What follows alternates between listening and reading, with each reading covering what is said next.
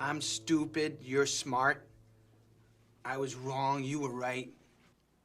You're the best, I'm the worst. You're very good looking, I'm not attractive. We're back. Sam Seder on the Majority Report on the phone. We should say earlier this morning when I got into the office, we were doing our prep, and I got tweeted at by our next person on the phone to the effect of, will I apologize for having Marcy Wheeler on the program on her coverage of the Mueller investigation writ large. In fact, let's read it right here. It's, hey, Sam Seder, are you going to apologize for repeatedly hosting Marcy Wheeler, an FBI cooperator and proven fabulist, the Judith Miller of the Trump-Russia fiasco, on your show for uncritical interviews, thereby deceiving your audience and helping to perpetuate I don't know if that was spelled right, but a giant fraud. And the answer is no, but I want to perpetrate a fraud, not perpetuate. Oh, okay. Perpetrate a fraud, a giant fraud. And well, the answer is no, Michael. Welcome to the show. But I am interested in talking to you about this because I am somewhat baffled by some of the critique and the celebration or what it's about on your part. So let's just start with this so that we have some basic sort of understanding of where we both stand on this. Do you agree that, like, Glenn Greenwald, who also is a big, has a similar critique as yours, and Matt Taibbi, that there should have been an investigation launched with Robert Mueller? Well, first of all, Sam, I genuinely appreciate you having me on because I feel like this is an extraordinarily important topic and needs to be discussed rationally by people of good faith. So thank you, sincerely.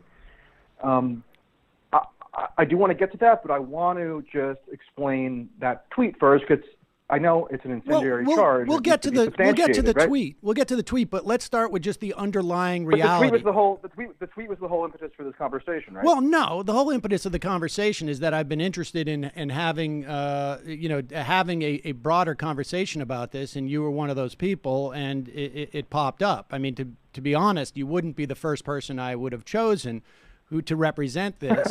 I'm just being honest, but it just, fate would have it. But before we get to a third order or fourth order thing, in terms of you want to talk about Marcy's credibility, I just want to know the underlying reason for this conversation is the Mueller investigation. So let's just start. Do you think, because if you think there was no reason for that investigation, then people are going to understand at least where you're coming from here. And I'm just curious if you did whatever, think that there was a reason to have the investigation of the special counsel. Well, the special counsel investigation we now know was launched on false pretenses because the impetus for the investigation at the time, let's put it this way, at the time, can I complete the thought? Sure. The thought? The impetus for the investigation, according to all the Democrats who heralded Robert Mueller as this valiant savior. The Democrats did not appoint Robert Mueller. But they heralded his appointment. Okay, and they touted him vociferously as the person who was going to hold Trump accountable for his purported conspiratorial relationship with Putin that came to be characterized as collusion.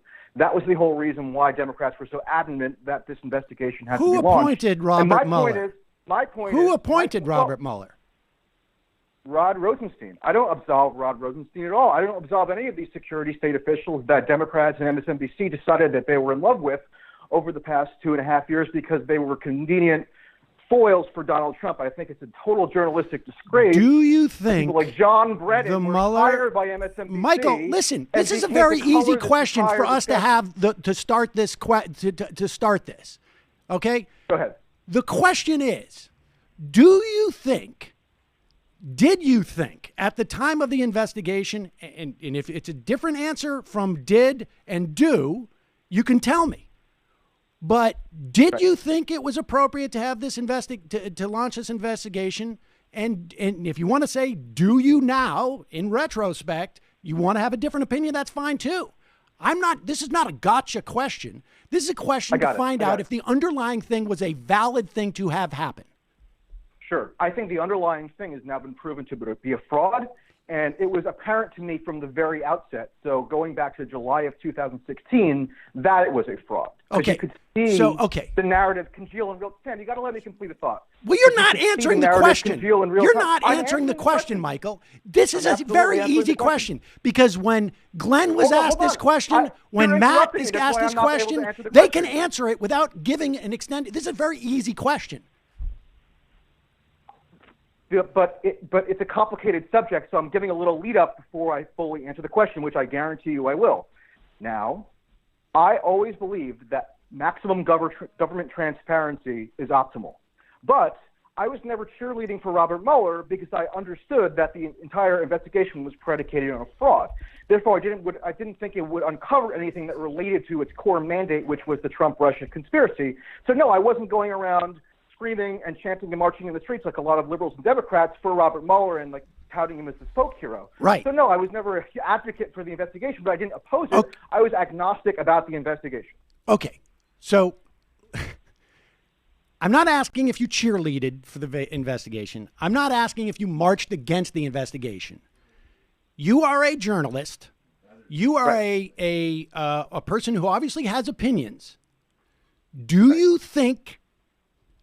you think it was appropriate to have the investigation? I mean, if you thought it was a complete and total fraud, you must have been against the investigation from the very beginning, before it was even launched. Well, I wasn't against the investigation because I always thought that it had the potential to implicate various Trump apparatchiks and, crooks that he surrounds himself with in crimes that are ancillary or unrelated to the core conspiracy charge. So if somebody like Manafort or Roger Stone or somebody got wrapped up in a criminal indictment that stemmed from the original special counsel investigation, I wasn't going to complain about that. I want people who are in positions of power That's to be what held accountable, happened. like Manafort. Correct, right? But that's what happened. But the investigation also sparked a tidal wave of conspiratorial frenzy that pertains to the core. Michael, you are giving me an answer about retrospect. If you want to say, in retrospect, I regret that I thought there should be an investigation, or in retrospect, I was against this from the very beginning. That's a perfectly suitable answer, but I'm just trying to get us on some type of ground of footing. I'm just basically like, are we both on the same, planet here? Because I can answer this question regardless of what I thought happened after the investigation. I do believe there should have been an investigation. There clearly was an intelligence investigation, and when he fired Comey, the head of the FBI, and went on and said, I fired him because of this investigation, I clearly thought there should be an investigation. Now, you're telling me you had no opinion. You were agnostic as to whether the President of the United States should be investigated at any time. You were completely agnostic as to it. I wanted Trump to be held to account and investigated for his actual offenses and the many harms. And you knew what these offenses were. And this was not one of them. You knew his offenses were what? By Democrats and MSNBC. Michael, so listen, no, I get it. Everybody knows that you have a problem with Democrats and MSNBC. I have some similar critiques, but I'm just trying to get at what you knew before this. Have you raised those critiques with colleagues ever? What have they said? Have they acknowledged their complicity in this? I'm sorry, Michael. Fraud? Do you think there's some type of commissary I hang out at MSNBC? I don't know. You've been a contributor, haven't you? Yeah, I show up and I go on these shows. You're friendly with the hosts and such, correct? I am friendly with the hosts, yes. Okay, have you pressed them on their complicity in this overwhelmingly, staggeringly, mind-bogglingly fraudulent enterprise that they were central actors in promulgating? Sometimes. I mean, I don't know that I would have put it that way, but okay. Well, but I mean, listen. Right I mean, listen. Okay, so I have been very vocal on this That's show 100%. about the excesses of this, but I'm trying to ask you a simple question that you seem to be reluctant to answer for some ungodly reason. Question, Sam? I'm happy to answer it. What did you know about Donald Trump's offenses before the investigation in July? What did you know, and how did you know this? I knew that there was no rational basis for even postulating that there could have feasibly been a Trump-Russia conspiracy, which is what precipitated the investigation. Again, I'm not crying about the fact that other offenses got uncovered incidental to that, but I wasn't also. Were you aware that there was? Because I knew it would spawn this paranoid frenzy that was going to overtake the Democratic Party and lots of liberal activists and cause real damage to the body politic. So, okay. So you're convinced that there's been a real damage to the body politic. Now, were you aware? Absolutely. Were you aware that the Russians were behind the hacking into the emails dump and what they did on social media without any question as to what implications it had on the election? Because you and I have no idea what that was. I suspect it wasn't a dramatic impact on the election, although obviously the emails were quite problematic for the Clinton campaign. But nevertheless, I happen to think there's probably a dozen things that were but-fors in terms of her loss. But were you aware of that? And do you acknowledge that that is the truth?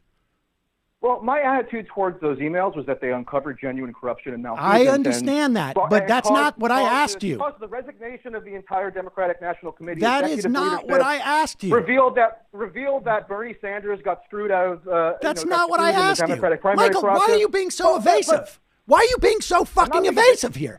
I invited you on the show because you wanted to malign one of my guests and cry about my inviting someone on my show.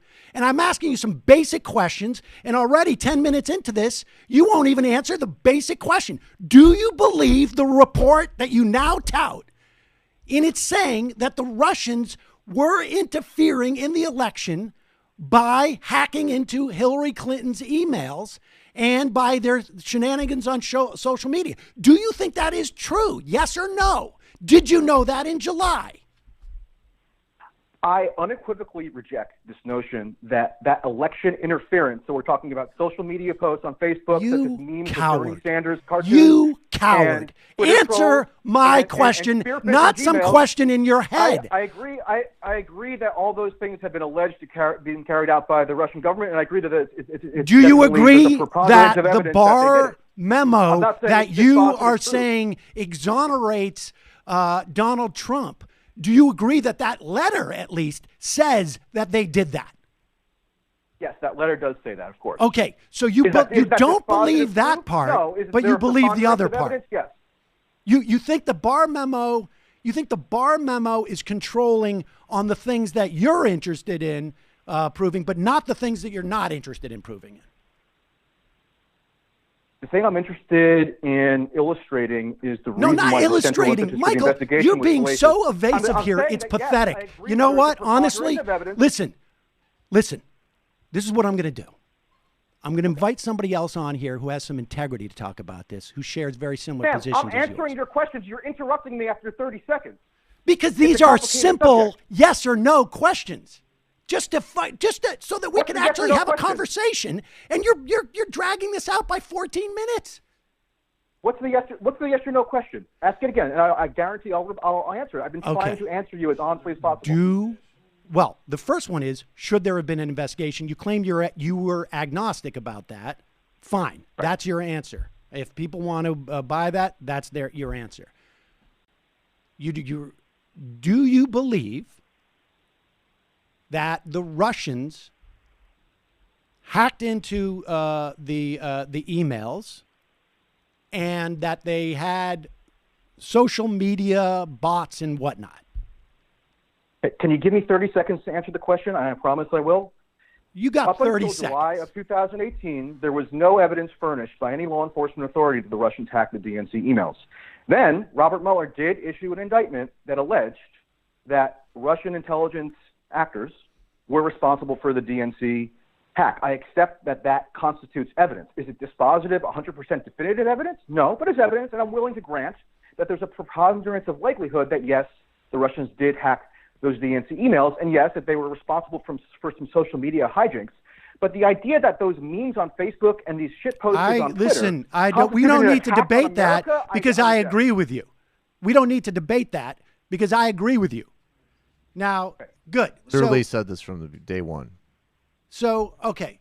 So now we agree that the investigation uncovered the preponderance of the evidence, any qualification you want to do that, but on balance, the investigation proved things to you, or at least led you to believe things that you didn't know back in July of 2016, right? So we can see that even though in July of 2016, when you did not believe the Russians were involved in any of that, your assessment as to whether there could have been some type of coordination with the Trump campaign in that regard would have been sort of based upon a lack of an awareness that the Russians had done anything.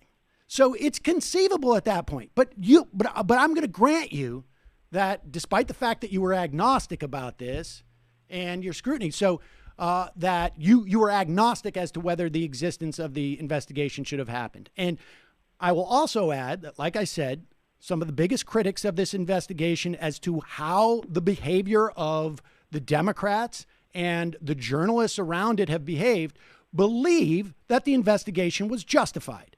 So I personally believe that the investigation was justified. And now we can at least go forward and talk about the implications of me having somebody on the show who is read into this stuff and started out as a skeptic herself, but because of firsthand knowledge that she had of one of the potential players in this whole that was caught up in the investigation, or at least peripheral to it, came on my show 3 times after that to discuss the investigation. And you can tell me why I need to apologize to that for my audience. Great. Here's why. So I agree 100% with Matt Taibbi when he says in his recently published piece, which I'm sure you're aware of, that the scale of the media error as it relates to Trump-Russia matches or exceeds the scale of the media error as it relates to Iraq/WMDs, not in the sense that they cause comparable levels of death and destruction, because obviously Iraq cannot feasibly be surpassed in that arena, but because of the all-consuming, diluted behavior that totally overtook huge swaths of the media, to the point that there's now this kind of Russia skeptics caucus in media that includes like me, Greenwald, Taibbi, Aaron Mate at The Nation, et cetera, because there were so few of us who were offering a countervailing perspective. And thankfully, we have gotten some recognition over the past couple of days, and I'm gratified by that. I don't want to gloat. I don't want to celebrate, because it's actually a very depressing topic. Michael, that's all you've been doing. And I despair. That's all you've been doing. Well, but be that as it may. I've been trying to oppose accountability, but let me get to Marcy Wheeler, okay? Well, so Judith Miller is known primarily as the New York Times reporter who credulously repeated the information that was fed to her by government sources pertaining to aluminum tubes. Remember that, which was then believe used me, as yes, I remember it quite well. Right. Yes, but you have some young listeners and viewers, Sam. So I'm just refreshing their memory. And so that's what she's primarily known for. But she's also known for going to prison, or rather jail, for 85 days because she refused to give up a source to law enforcement authorities. So Judith Miller is seen as a total journalistic disgrace on reasonable grounds, but at the same time, she refused to commit the mortal sin of journalism, which is that you can't give up your sources to the police, or the cops, or the FBI. Whereas Marcy Wheeler, who's now running around pretending like she's a journalist, was covering the special counsel investigation. Michael, Sam, listen. Can you let me finish the thought? No, I'm not going to let you sit here and malign in that way. All right. Nobody was going to bring up you accusing Maxine Waters, an old lady, of assaulting you. All right. But if you want to play that game, we can play that game. That's a total lie. That's an absolute lie, and I can prove it. Absolutely false. We got her on speed dial, bro. Sorry? So listen. So. By the way, Max, Sam, let me just address that, because you really petulantly brought up something that's totally unrelated. No, I brought it up because of your petulance. All right. Interaction that I had with a member of Congress, because I was asking her about her deranged conspiratorial Russia comments, and in the heat of the moment, I didn't phrase a tweet as accurately as I could have. But the idea that I alleged assault or violence is absolutely false, and I would hope you would retract that. I can show you the initial tweets if you really want to look at them. Yeah, well, you show me the tweets, and then I'll retract it. Okay. So, all right. So you have an issue. You're comparing Marcy Wheeler to Judith Miller, who was protecting who was protecting members of the Bush administration who have perpetrated a fraud on the United States with the purpose of getting the country to rally around the invading and occupation of a country, which led to the deaths of hundreds of thousands of people by DOD accounting, millions of people.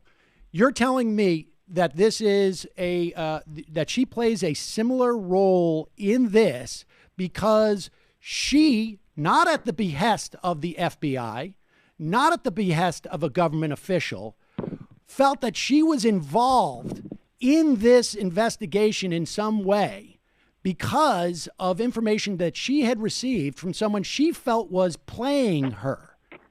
That is the equation you want to make. Now, Judith Miller.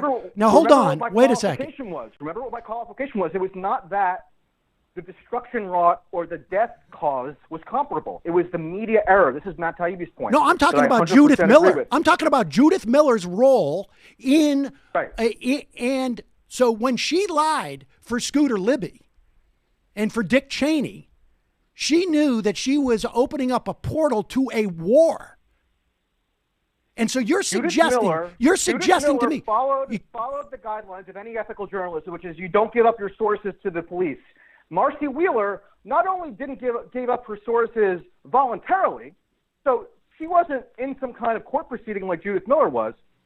Marcy Wheeler decided, I'm going to Judith Miller was protecting people who ultimately had to be pardoned by a president who had to be pardoned by a president or have his sentence commuted by a president who perpetrated this lie.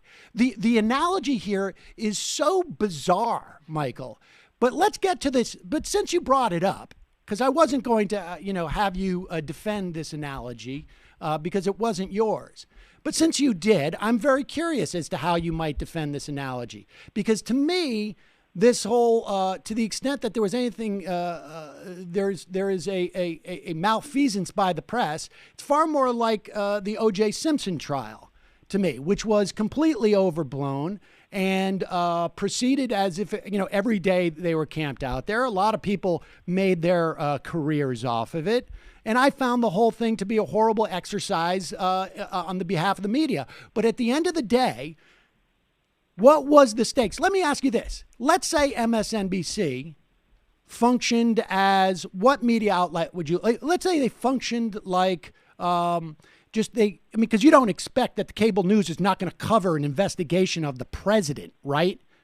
You would grant that cable news would not use their news gathering operations with members of the security state like John Brennan and James Clapper. Yeah, I would have that expectation. All right, but you would Maybe expect you have a different set of expectations. No, my expectation is that they would cover it. I have no problem. But let's do this scenario where MSNBC. You have a problem with MSNBC hiring John Brennan, the former director of the CIA? Absolutely. Okay, great. Then we agree. Okay. But I'm asking you, I'm trying to find out what the baseline is here, and I want to find out what the implications of this, because if you're going to compare it to weapons of mass destruction, which led to the deaths and destruction of hundreds of thousands of lives, because that's the stakes, right? That's the stakes.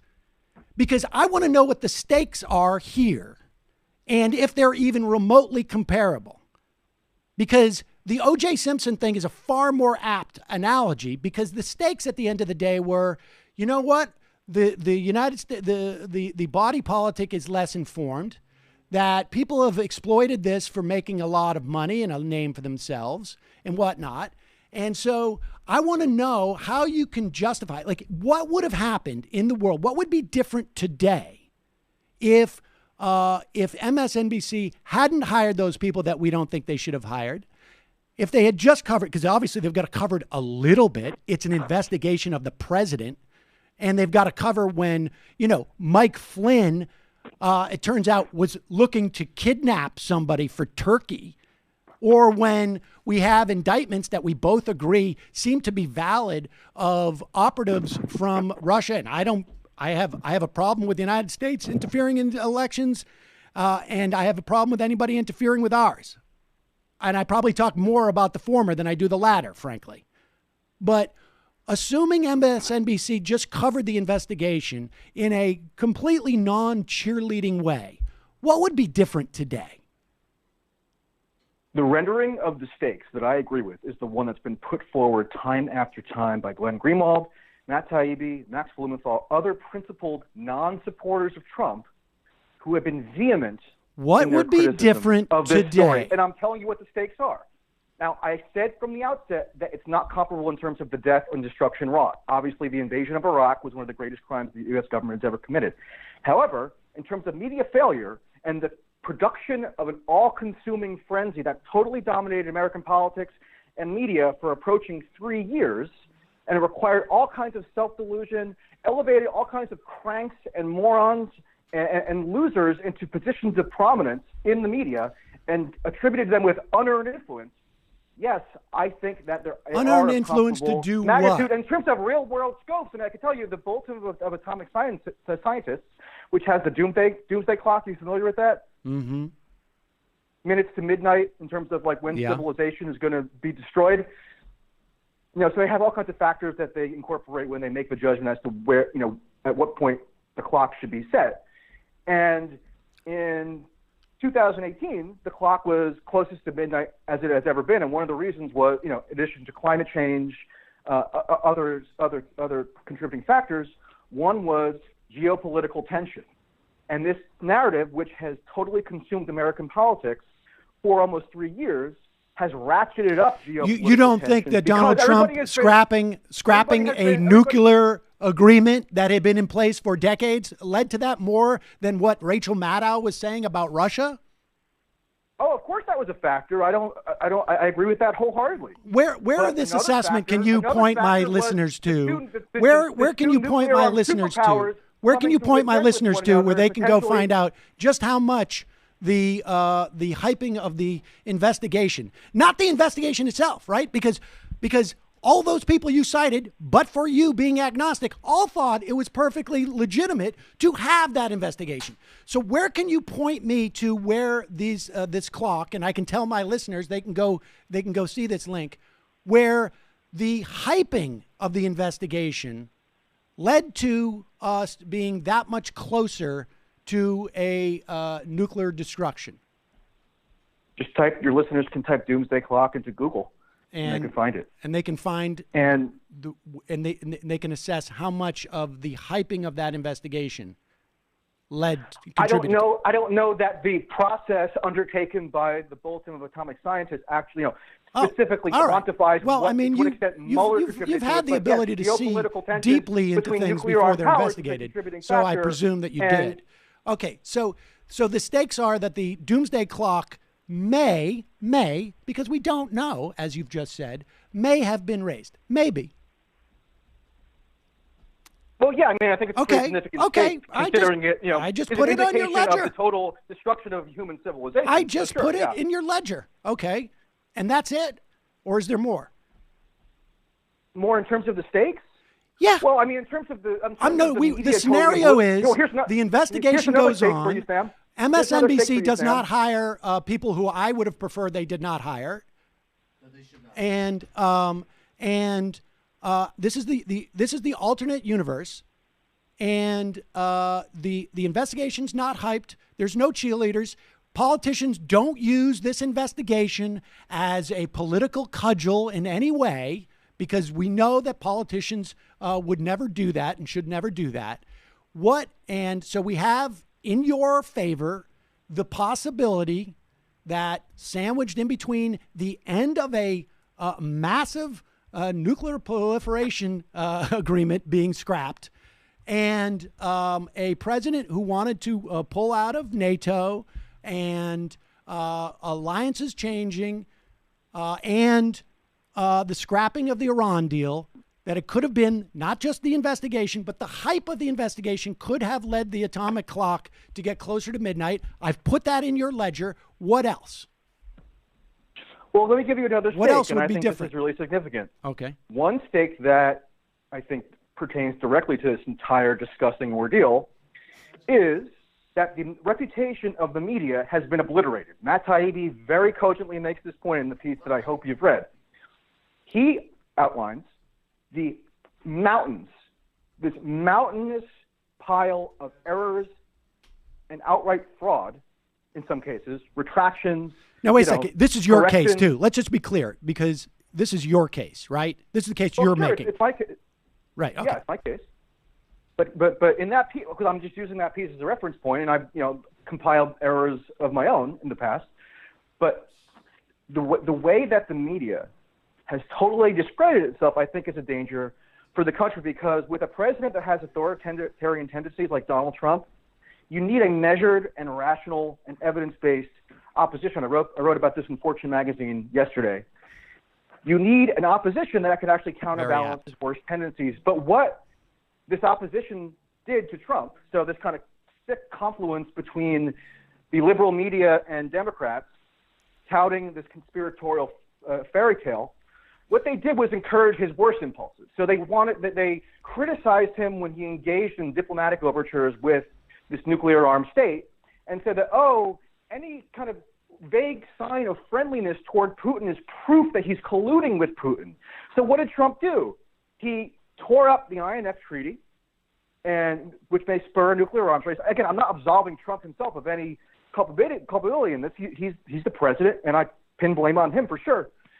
And what he bombed Russia's chief client state repeatedly in the Middle East, Syria. He's attempting to overthrow the government of Venezuela, and in part citing as rationale the fact that Russia needs to be driven out of Venezuela, which is their chief ally in the Western Hemisphere. He sent lethal arms to Ukraine in contradiction with his own campaign rhetoric. The list goes on.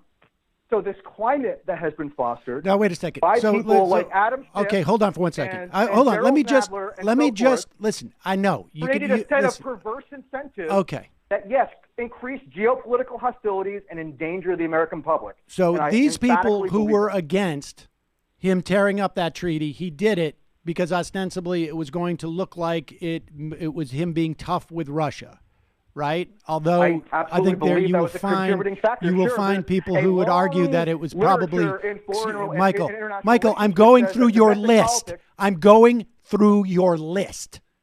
Okay? Go ahead. Our Syria policy, I'm sure you're aware of, right? That the Obama administration was arming through the CIA, was arming people in Syria, right?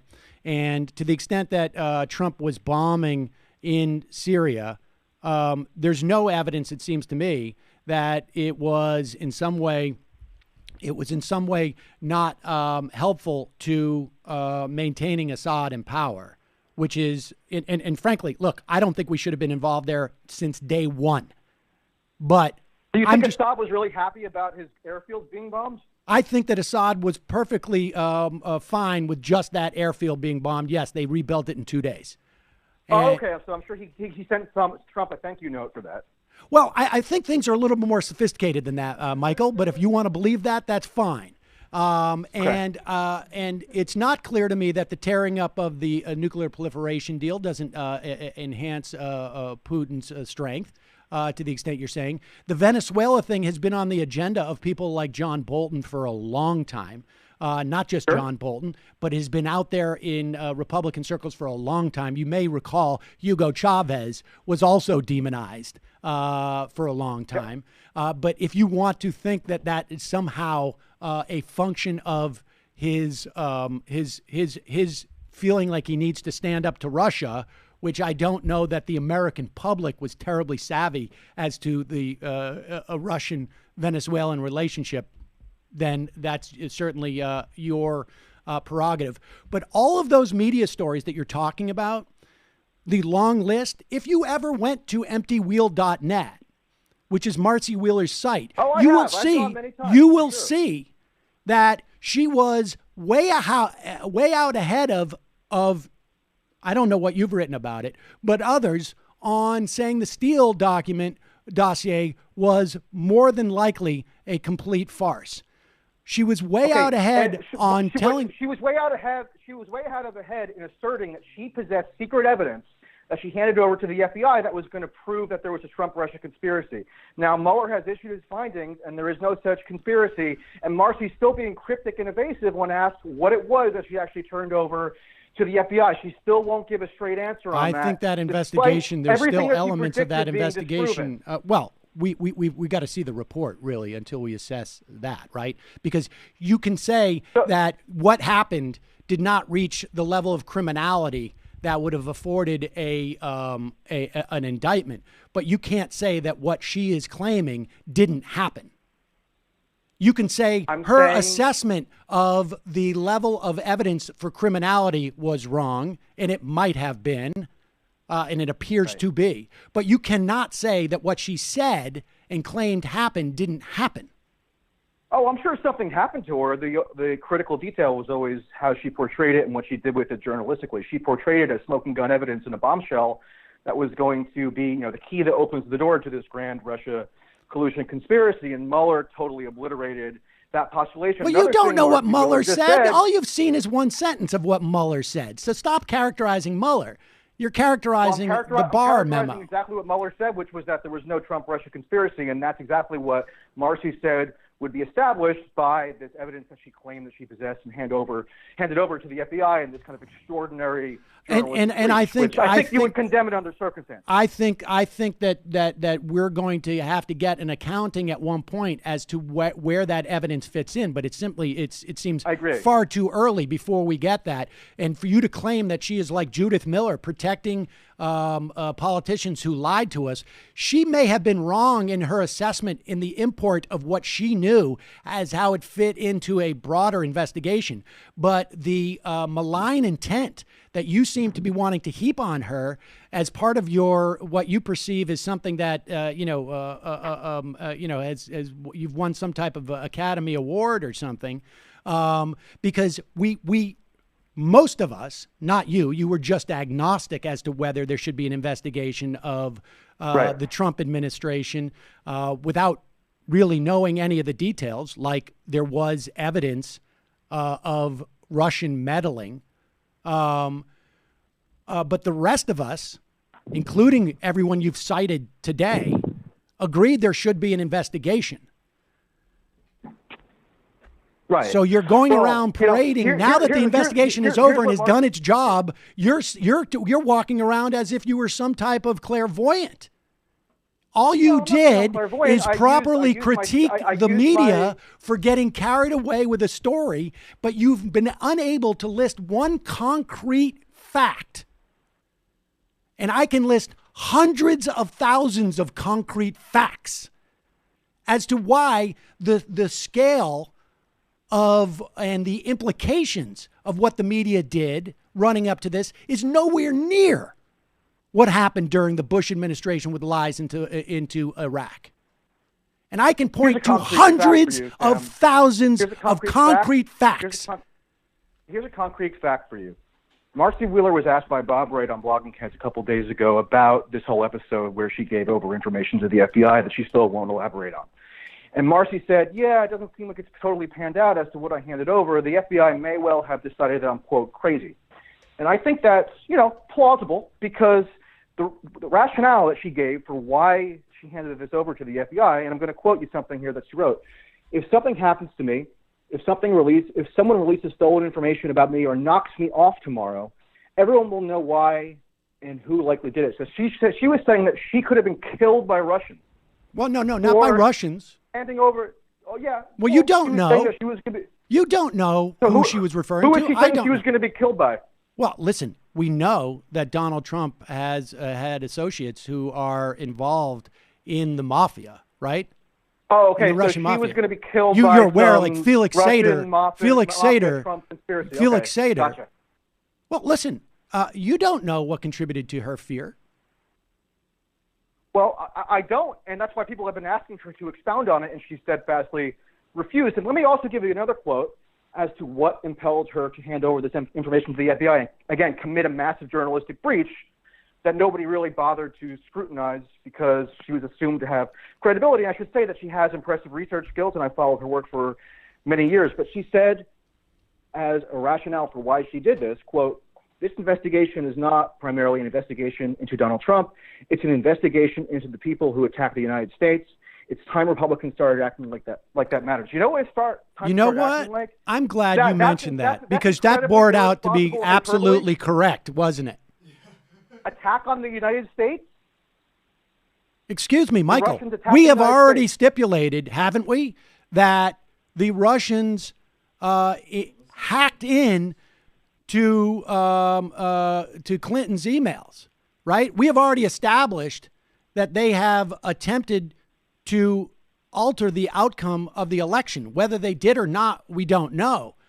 But yes, I appreciate you bringing that up because I think that's about as exculpatory of your charges as you would want, where she said this is not about, because theoretically, right, that could still be in play, and we don't even know, do we, Michael? Or do you now have the same knowledge you had in July of 2016? Nothing about the knowledge that I've accumulated since then leads me to believe that the quote, that the characterization of, quote, attacked on the United States is accurate. That's incredibly incendiary. I'm sorry, Michael. Are you accusing somebody of being hyperbolic? Mike, is that what you're doing? Are you accusing someone of being hyperbolic in a blog post, Michael? Is that what this is about? You don't like her hyperbole? I don't like the fact that she was touted as this expert on Trump-Russia, including on MSNBC and the New York Times, on the basis of some delusional fairy tale that she crafted for herself. What delusional fairy tale? You don't know this, Michael. You talk about getting out ahead of your skis, buddy. You should be very careful. Russia that hasn't been borne out.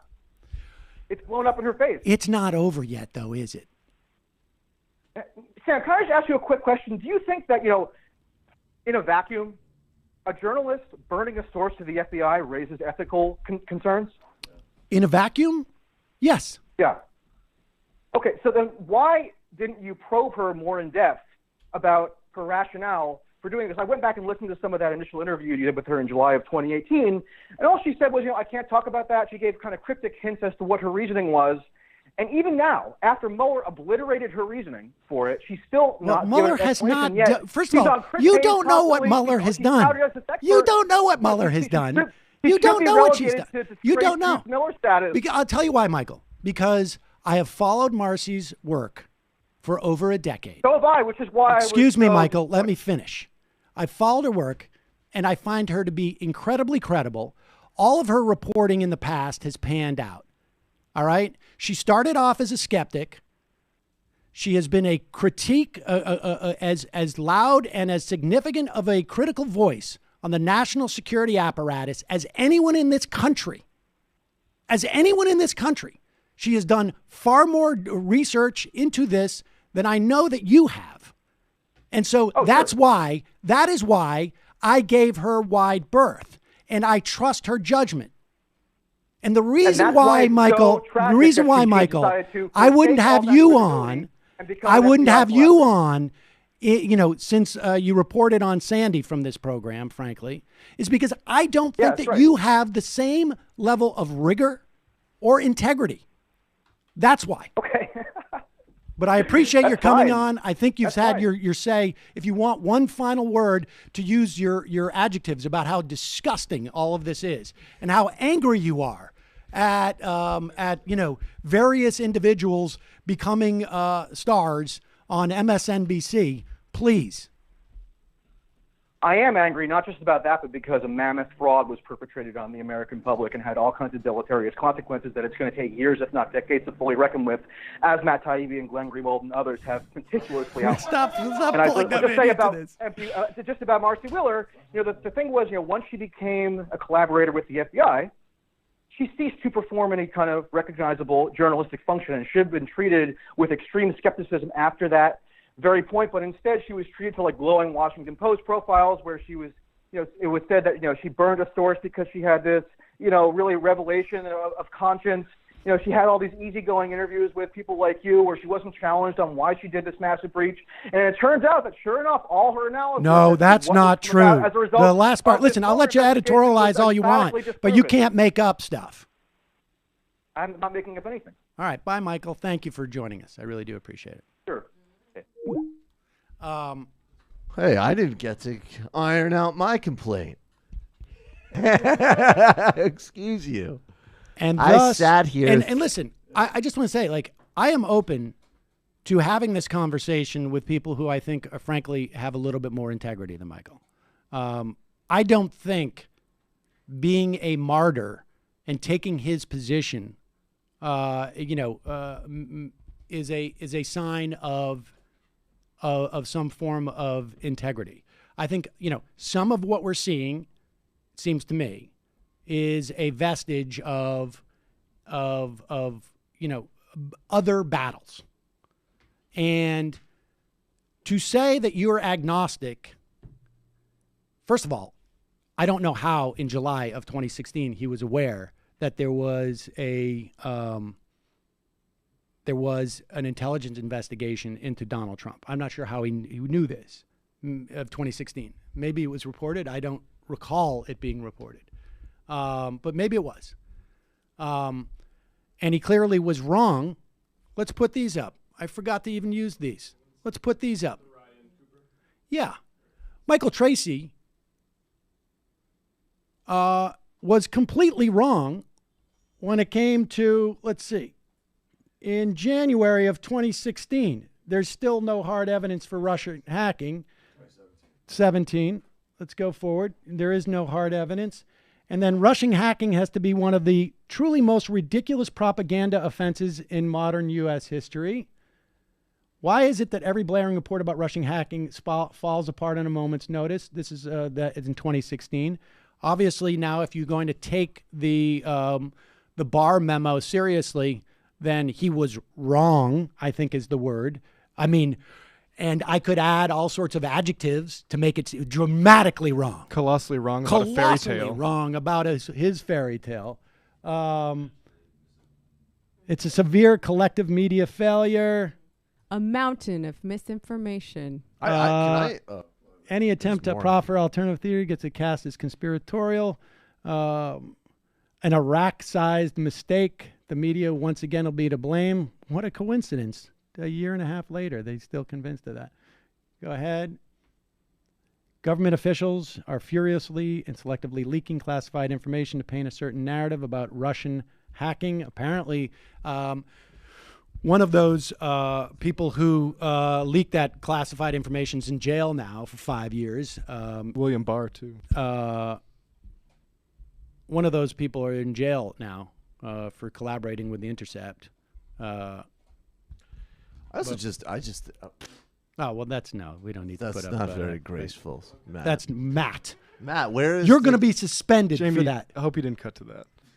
Matt, would you put up I'm sorry. The quote tweet of me? Oh, yes. Please? Because I actually, there is 70-80% of this is just personal grievance and annoyance. But by the way, because Mike, I was the one who said this morning, all right, be a little diplomatic. And then I saw that you put my name in your mouth, and I said, okay, Sam, go ahead. We could even do Maxine Waters references. But I just, there were people on this story who did genuinely take a highly agnostic position, as I think mostly this show did. And so I agree. I think you're undermining. Because I'm a defender of the Taibbi piece. I think the Taibbi critique is very important. And this is what your victory lap is I made a tweet, which I've actually, again, as part of my agnosticism, I've said for a while, I think people are overkilling on this. And it's also just a joke. Russia isn't a strategy. And Michael Tracey, his hit list of people he wants to parade on is so large that he finds this and goes, neither was enabling the fraudulent Russia narrative by giving it tacit online progressive TM support. And I actually literally don't know what he's talking about. Well, but it's you're from you Brooklyn. Want me to actually, if I live in Brooklyn, or that I should have run into the studio during a Marcy Wheeler interview and said, no, that's not, because frankly, while I am a little bit more concerned where this is ending up, I think there are some differences here which are fine. I took the same view that Sam did to Marcy Wheeler. I'll totally cop that. She's an incredibly serious reporter who I first got exposed to trying to understand what the NSA story was, where she was a critic of the national security state and totally on point. So even if you want to, run some laps and distill some lessons and critique, I agree. I think John Brennan being on MSNBC is a travesty. Why are you doing it? If only because it keeps me off more.